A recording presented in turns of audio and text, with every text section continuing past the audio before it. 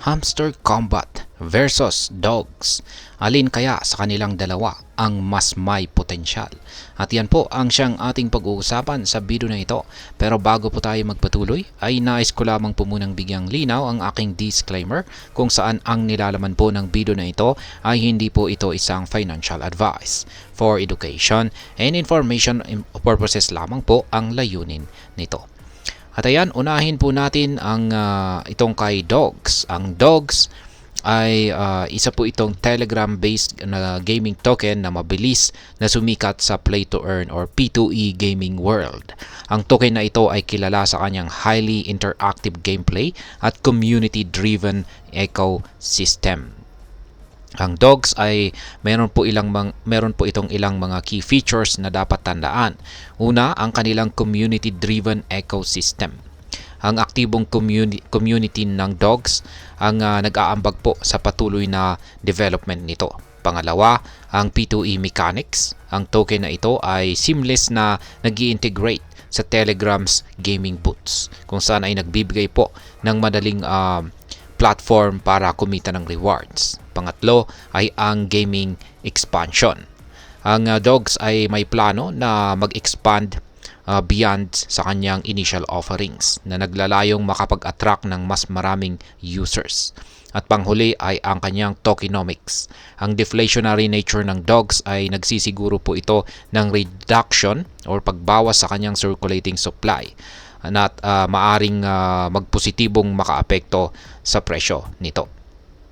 At ayan, base po sa latest na news ay si Dogs ay naglabas po ng announcement ng kanilang expansion para sa kanilang bagong minigame sa Telegram, kung saan ay lalo pang nagpapatibay sa kanilang ecosystem. Ang token po ay nakakita ng significant uptick sa community engagement dahil po sa madalas na game updates at competitions nito.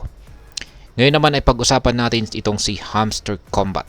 Ang Hamster Combat ay isang Telegram-based token na may unique combat-focused gameplay. Ang kanilang tap-to-earn mechanic ay nagbibigay ng simple pero engaging na paraan para kumita ng in-game coins. Ang Hamster Combat ay may ilang key features din. Una ay ang kanilang tap-to-earn gameplay. Ang mga players ay nagtatap lamang ng kanilang hamster para makaipon ng in-game coins. Pangalawa ay ang kanilang referral program. Ang Hamster Combat ay nag-i-encourage ng community growth sa pamamagitan po ng rewards para sa mga players na nag-i-invite ng iba. Pangatlo ay ang kanilang daily task and bonuses. Ang mga players ay may iba't ibang daily task na nagbibigay po ng significant coin bonuses. Pang-apat ay ang kanilang special events at saka Cipher missions. Ang mga players ay maaring sumali sa limited time events at exclusive missions para kumita ng additional coins at bonuses. At ang panghuli ay ang kanilang in-game economy. Ang mga players ay maaari pong gumamit ng kanilang earned coins para mag-upgrade ng features, bumili ng items at makipag-trade. Sa latest news naman ay ang Hamster Combat ay katatapos lang ng kanilang airdrop campaign na nagbigay po ng reward sa mga early community members ng token.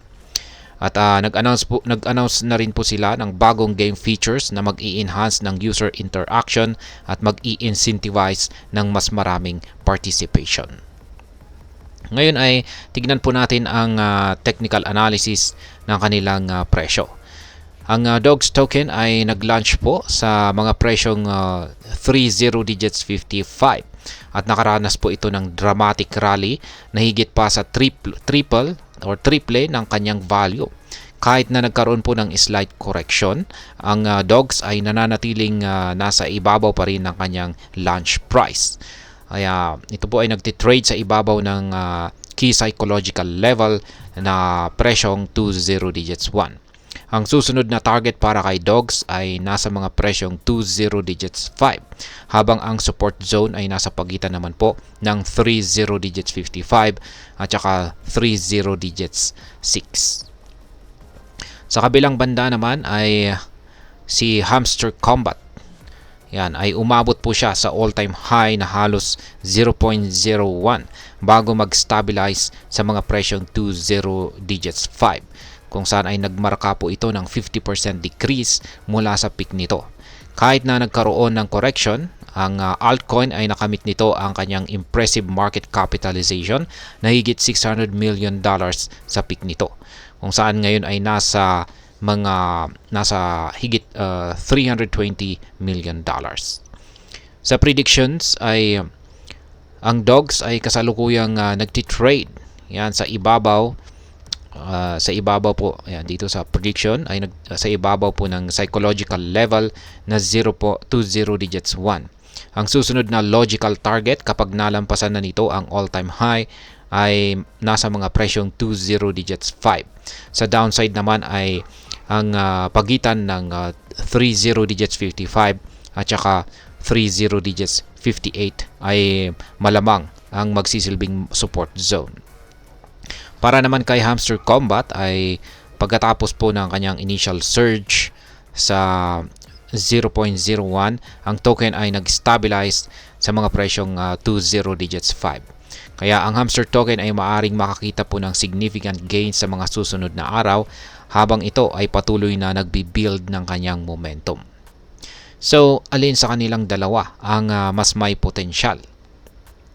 Ayan. Ang dogs ay ideal po para sa mga nag-i-enjoy sa iba't ibang minigames at vibrant community. Habang ang Hamster Combat ay perfect po ito para sa mga gamers na naghahanap ng top-to-earn model na may focus sa combat at strategic gameplay. At ayan, ang masasabi ko naman po rito ay parehong may promising futures ang dalawang tokens na ito. Meron po silang backup na malakas na community at ambitious development na roadmaps.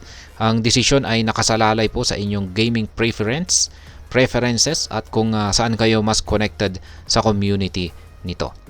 Kaya ayan, hanggang dito na lamang po tayo sa video na ito mga ka-crypto. Sana po ay inyong nagustuhan ang aking paliwanag dito. Kung inyo po itong nagustuhan, pakiclick lamang po ang like button nito. Para naman po sa mga bago lamang dito, kayo po ay aking inaanyayahan para mag-subscribe. Pakiclick na rin po ang bell icon nito dahil ito po ang siya magsisilbing notification nito sa mga bago kong videos na akin pong ina-upload sa aking YouTube channel na ito. Marami pong salamat sa panonood. Ingat po tayo lagi at God bless po sa ating lahat.